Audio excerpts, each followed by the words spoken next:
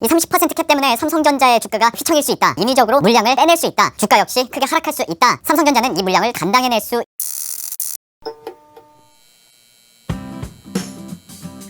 안녕하세요. 반갑습니다. 로앵커입니다. 오늘은 삼성전자 얘기 한번 해볼까 해요. 의심의 여지가 없죠. 우리나라 시가총액 단연 독보적인 1위 기업이자 세계적으로도 인정을 받고 있는 기업. 반도체, 스마트폰 분야에서 글로벌 시장을 리딩하고 있는 기업이기도 하고요. 영업이익으로만 한 해에 한 30조에서 40조를 버는 기업이기도 하고, 삼성전자의 시가총액이 한 360조 원을 좀 넘는데 우리나라 증시에 있다 보니까 이거 되게 저평가 받는 거다라는 평가까지 나오는 삼성전자. 주가 같은 경우에는 지난해 9월부터 스멀스멀 오르더니 계속 오르고 또 올라서 올해 들어서도 아주 독보적으로 상승세를 기록하고 있고, 결국에 62,000원대까지 올라오면서 신고가를 기록하고 있죠. 이게 액면분할 이전으로 한번 계산을 해보면 지금 310만 원도 넘어선 자리니까요. 대단한 상승세를 요새 기록하고 있는 삼성전자입니다. 지금 나오고 있는 증권사들의 평균적인 목표 주가가 한 69,000원 선 되니까요. 앞으로도 상승 여력은 한 15% 정도 더 있다라는 거고, 여기에 올해 반도체 업황이 좋아질 것으로 예상이 되기 때문에 이걸 감안한다면 그 69,000원이라는 가격대도 뜬구름 잡는 식의 그런 가격은 아니라고 생각을 해요. 언론이나 증권사에서도 평가를 보면 삼성전자에 대해서는 좋은 얘기밖에 없죠.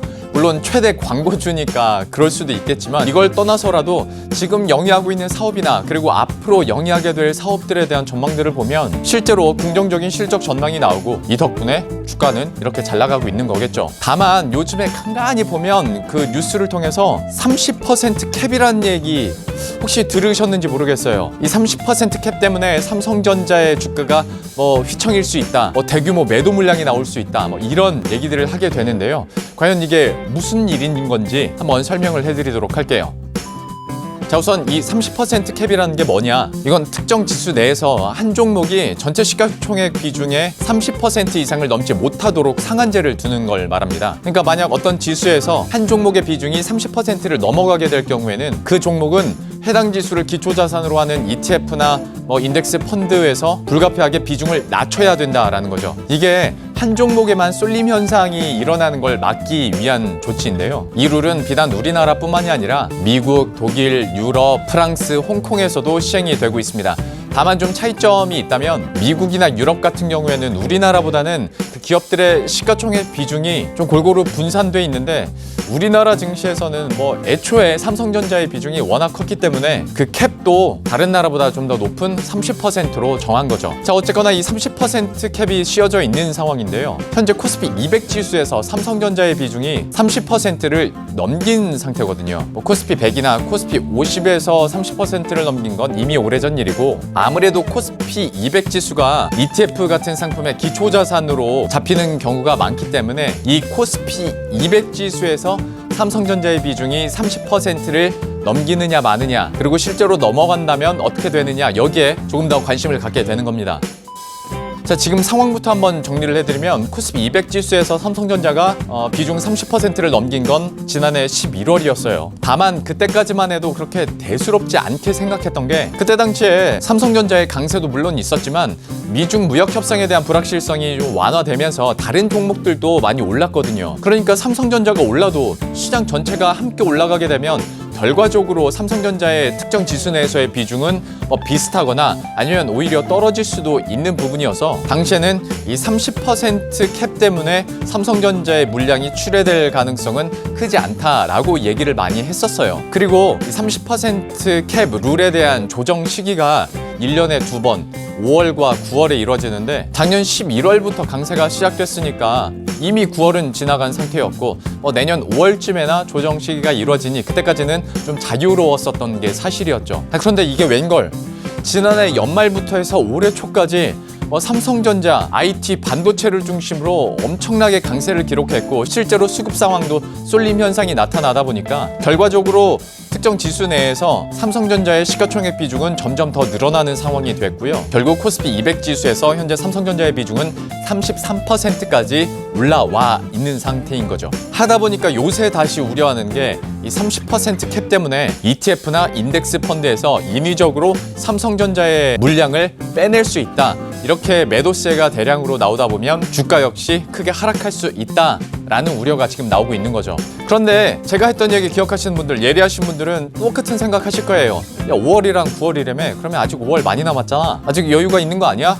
그리고 그때 가서 삼성전자의 주가 어떻게 될 줄 알고, 그리고 다른 주가들은 또 어떻게 될 줄 알고 벌써부터 30% 캡 씌워가지고 물량을 내놓는다는 거야 라고 생각하실 수 있는데, 요새 이런 IT 반도체로의 쏠림 현상이 심해지고 특히 삼성전자가 뭐 계속 승승장구하고 비중을 키워가다 보니까 한국거래소 측에서는 이런 현상이 지속될 경우에 그 조정 시기까지 기다릴 수가 없다. 그래서 이 조정을 조금 더 일찍 할 수도 있다 라는 입장이거든요. 하다 보니까 이 30% 캡에 따른 매도 물량 출회, 이 걱정을 다시금 하게 되는 겁니다.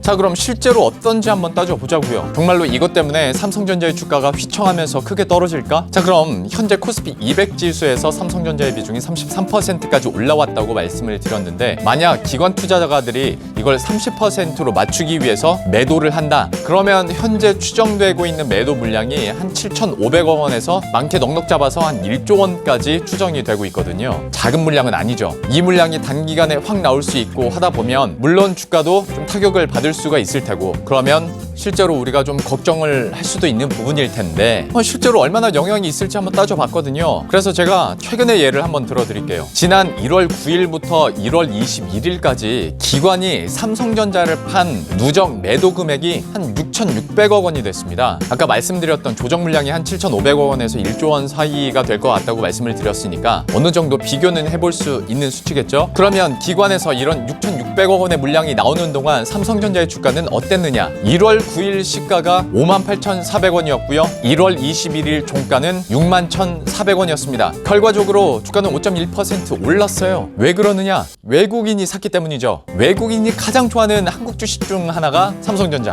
매물이 나와서 주가가 좀 조정을 받으면 외국인 입장에서는 삼성전자 싸게 살 수 있으니까 얼씨구나 좋다 하겠죠. 그러니까 결론적으로 캡 적용으로 인해서 기관에서 물량이 좀 나온다 하더라도 외국인이 이 종목을 받아주기만 한다면, 그리고 이렇게 조정이 남았을 때 매수 기조가 유지만 된다면 ETF나 펀드에서 나오는 물량 때문에 삼성전자의 주가 추세 자체가 하락 전환하는 일은 크지 않을 거다라는 얘기입니다. 그리고 개인 투자자 입장에서도 만약에 물량 출회되는 것 때문에 조정이 나왔어. 그러면 삼성전자를 내 포트에 담을 수 있는 기회가 그때 생기게 되는 거죠. 그러니까 다시 한번 말씀드리지만 30% 캡을 씌웠다고 해서 물량이 인위적으로 나온다 하더라도 외국인의 수급이나 업황 전망이나 삼성전자의 실적 전망이나 그리고 삼성전자가 가진 우리 시장에서의 매력도를 따져봤을 때 삼성전자는 이 물량을 충분히 감당해낼 수 있다라고 결론을 짓고 싶어요.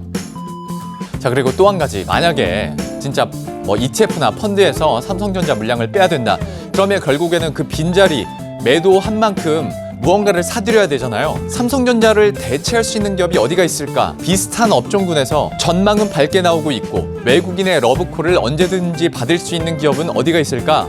맞아요.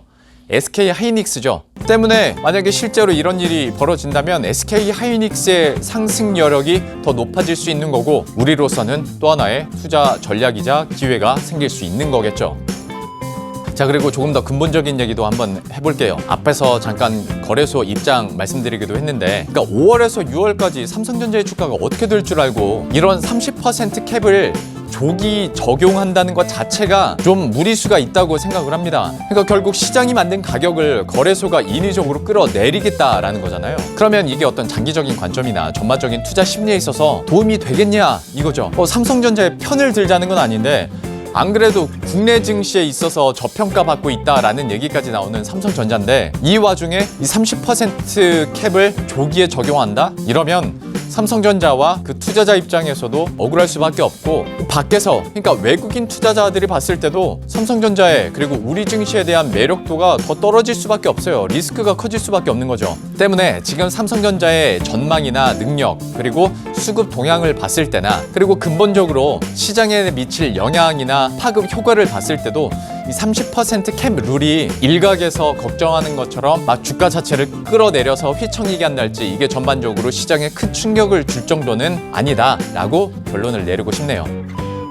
자, 이렇게 해서 오늘은 삼성전자의 가파른 주가 상승 때문에 걱정 아닌 걱정, 이 30% 캡에 대한 이야기들을 해드렸는데요. 부디 여러분들의 투자와 또 개념 정리에 좀 도움이 되셨으면 좋겠고요. 정말 도움이 되셨다면 구독과 좋아요 그리고 알림 설정까지 한 번씩 클릭 부탁드리겠습니다.